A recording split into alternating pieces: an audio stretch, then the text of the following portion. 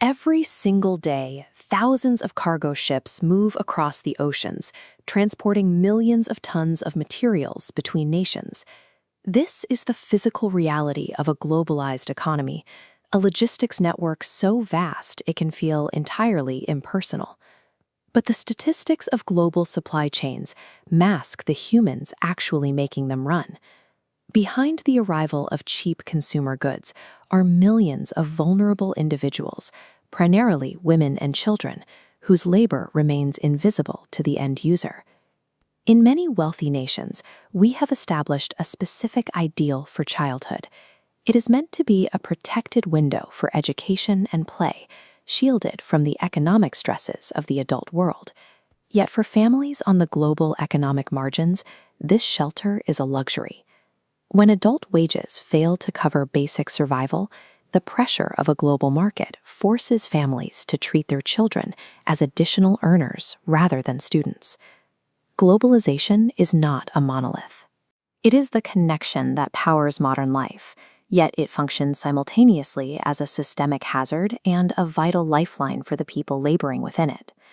In developing nations, the push for international competitiveness often depresses adult wages. This creates a class of working poor families who find themselves unable to afford food or housing despite working full-time. When the primary earners cannot provide, children frequently abandon their education to migrate to the streets. These children take on the responsibility of supporting their extended families, spending their days begging or scavenging for supplemental income. The global demand for cheap materials drives children into intensely hazardous environments. In some regions, young boys spend their days manually dismantling toxic e-waste, discarded electronics from wealthy nations, to extract small amounts of recyclable metal. Grave. In areas where international trade operates without regulatory oversight, the influx of cheap, portable weaponry enables the most violent form of abuse. This proliferation of arms, often shipped across porous borders, directly fuels the recruitment of child soldiers into armed conflicts. When trade expands without humanitarian protections, the most vulnerable people are quickly reduced to the cheapest, most expendable economic units in the supply chain. These same supply chains frequently weaponize existing cultural imbalances, specifically regarding gender. The corporate search for maximum profit drives production towards factories with the lowest possible labor costs. These sectors are disproportionately populated by women, who are often paid less and have fewer legal protections against hazardous working conditions. This dynamic is not limited to developing nations. In Canada, the gender wage gap persists, with women earning an average of 74 cents for every dollar earned by men, a disparity rooted in the fact that women still bear the majority of unpaid care work. Across the globe, economic globalization often co-opts these societal inequalities, using them as leverage to extract the cheapest possible labor from women. However, this same system of connection provides the tools for resistance. International standards like the UN Convention on the Rights of the Child have established a benchmark for how nations must protect their youngest citizens. The data reveals an economic counterargument. This graph shows the reduction of import tariffs over a 15-year span as trade opens. Overlaying poverty rates for Indonesia and Vietnam shows a direct correlation. Falling barriers increase productivity, pulling millions of people out of absolute poverty. Globalization also delivers physical technology to rural areas. Access to mobile networks allows individuals to bypass traditional barriers, enabling an entrepreneur to manage a microbusiness or access education entirely through a phone.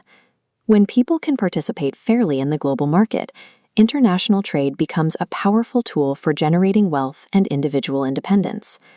Global organizations also directly relieve the burdens that keep girls out of school. Installing a clean water system in a village frees young women from the daily labor of carrying water, allowing them to claim their right to an education. Digital connectivity also acts as a megaphone. When Malala Yousafzai stood up for education in Pakistan, global media networks took her local fight and projected it onto the world stage. In a connected world, the voices of local victims can be amplified until they become globally protected advocates, making it impossible for their message to be ignored. The evidence shows that globalization functions as both a vehicle for exploitation and a catalyst for growth. Focusing only on the emotional horrors of the labor market ignores the statistical reality that open trade has lifted hundreds of millions of people out of absolute poverty. But blindly trusting the growth numbers is equally dangerous. These macroeconomic figures frequently hide the reality of those at the bottom of the supply chain who work without legal protection or a safety net. Ultimately, globalization is an accelerated system of connection with no inherent moral compass of its own. Steering this system requires active regulation through international cooperation, strict labor standards, and a focus on universal education to ensure that global connection leads to measurable independence instead of expanded abuse.